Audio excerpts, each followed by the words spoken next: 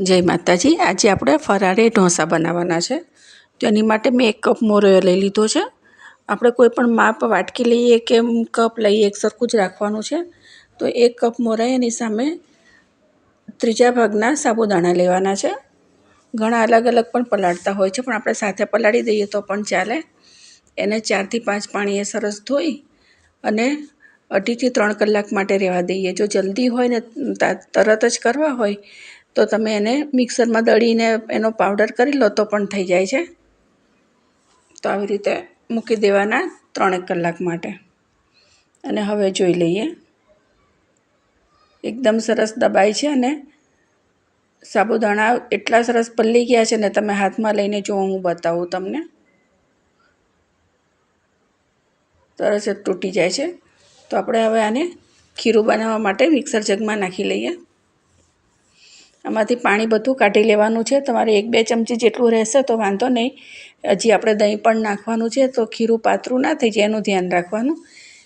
કદાચ પાતળું થઈ જાય તો મોરૈયું એકલો મિક્સરમાં દળી અને તમારે નાખી દેવાનો, તો પણ એ સરખું થઈ જશે, થોડું જાડું। એકવાર પીસી લઈએ આને।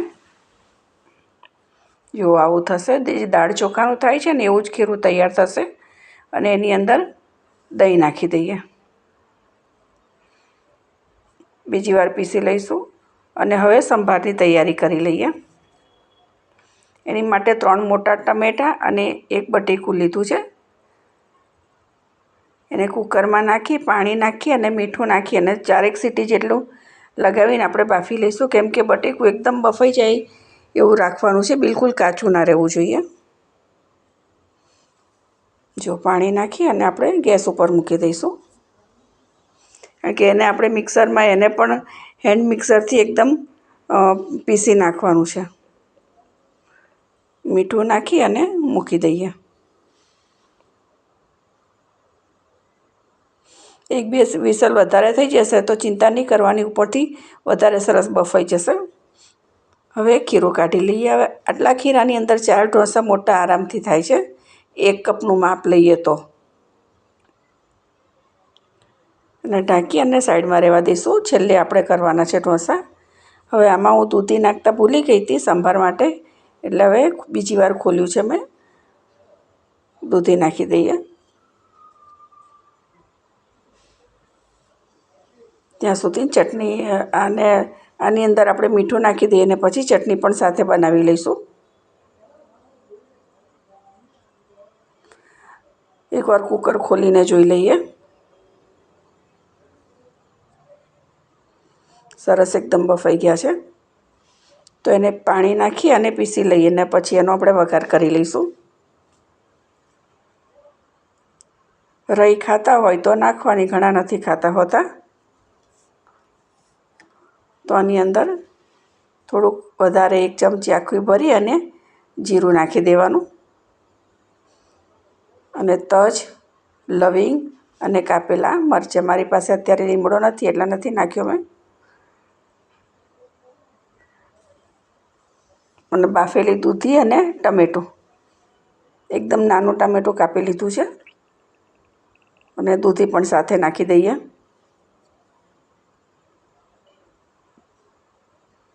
થોડું સતળાઈ જાય એટલે એની અંદર હળદર અને મીઠું નાખવાનું।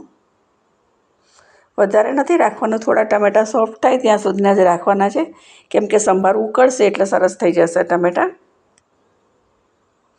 મરચું પણ નાખી દઈએ। આની અંદર તમે મરચું અને હળદર નાખો ને તો કલર એનો બહુ સરસ આવે છે સંભારનો। બસ આવી રીતે થોડીક વાર કરીને પછી આપણે સંભાર એમાં નાખી દેવાનો।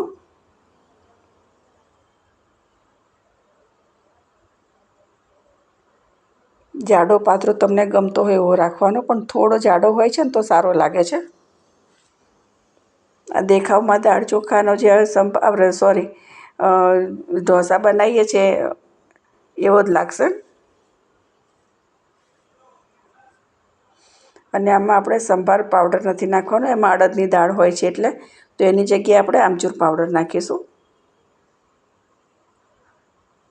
ટામેટાં છે એટલે લીંબુ નાખવાની જરૂર નથી, પણ થોડો આમચૂર પાવડર નાખ્યો હોય તો ટેસ્ટ સારો આવે છે। જો આવી રીતે ઉકાળવાનું।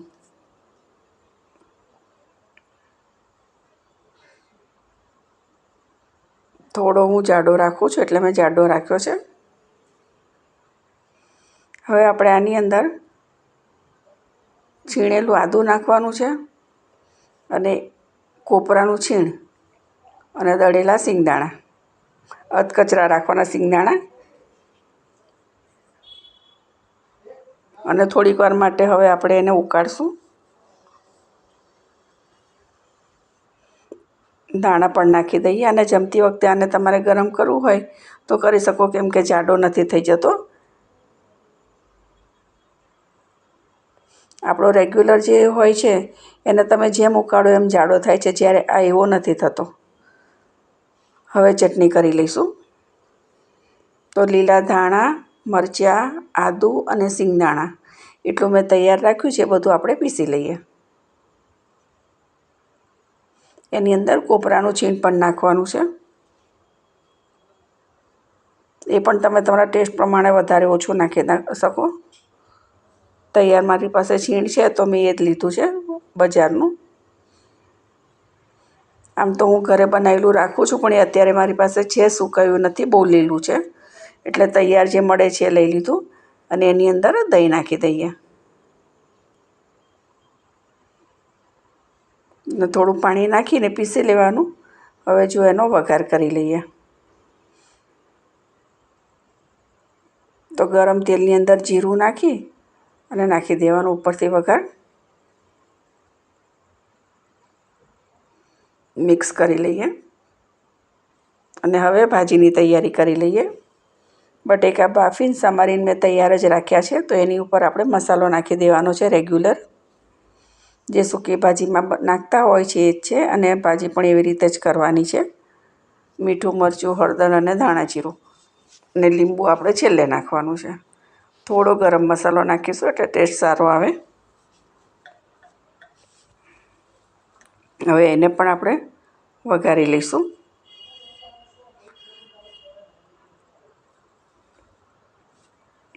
આમાં પણ આપણે મરચાંની કટકી જ નાખવાની છે. લીમડાના પાન તો મારી પાસે આજે છે જ નહીં, પૂરા થઈ ગયા છે. જો આવી રીતે રાઈ અને જીરું જે નાખવું હોય તમારે નાખવાનું. મેં જીરું એકલું નાખ્યું છે અને મરચાંની કટકી નાખી છે. આદું છે છીણેલું અને દળેલા જે સિંગદાણા છે એનો પાવડર પણ નાખી દેવાનો. એનાથી પણ ટેસ્ટ બહુ સરસ આવે છે. સિંગદાણા નાખી દઈશું અને થોડીક વાર સાંતળી લઈએ. અને પછી આપણે બટેકા નાખી દઈશું મિક્સ કરીને. મિક્સ કરી લઈએ સરસ.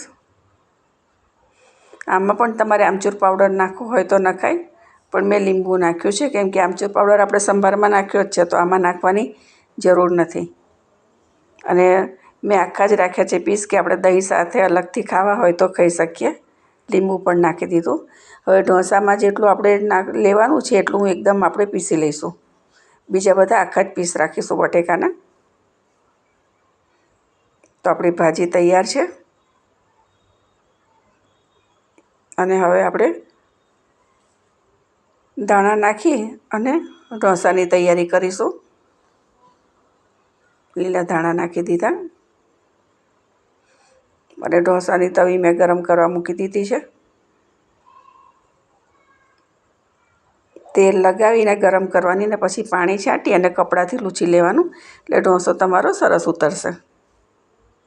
જો આવી રીતે સાફ કરી અને આટલા ખીરાની અંદર આરામથી મોટા મોટા તમારા 4 ઢોસા ઉતરશે. 1 કપનું માપ હોય તો 1 કપના માપની અંદર 4 ઢોસા ઉતરે છે. તમારે એકદમ જારીદાર કરવો હોય તો ખીરું થોડું પાતળું રાખવાનું અને એકદમ પાતળું પાથરવાનું. મેં થોડુંક જાડું રાખ્યું છે, કેમ કે ફરાળી છે. ક્યારેક ઘણી વખત સાબુદાણા બરાબર પલળ્યા ના હોય તો તૂટી જાય છે, એટલે અતિશય પાતળું નહીં કરવાનું, આવી રીતે જ રાખવાનું. અને આ કેવી રીતે ઉકળે છે હું પણ તમને બતાવું, કે તમે રોટલી કે પરોઠાની જેમ આરામથી બંને બાજુ ફેરવી શકો. આમ તો એક જ બાજુ શેકવાનું હોય, પણ તમને બતાવવા માટે હું બે વાર હું ફેરવીને બતાવું છું બંને સાઈડ બાજુ.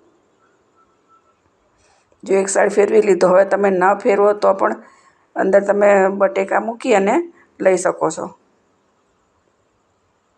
પણ જુઓ તૂટતો નથી, એ બતાવવા માટે જ હું ફેરવું છું. બાકી શેકવાનો તો એક જ સાઈડ હોય છે. હવે આમાં બટેકાનો માવો જે પીસ્યો છે એ મૂકી દઈએ.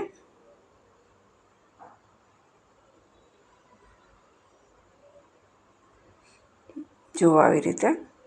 તો તૈયાર છે આપણા ફરાળી મસાલા ઢોસા. તો વિડીયો સારો લાગ્યો હોય તો શેર કમેન્ટ કરજો અને નવા હોય તો સબસ્ક્રાઈબ કરજો. મળીએ બીજા વિડીયોમાં. જય માતાજી.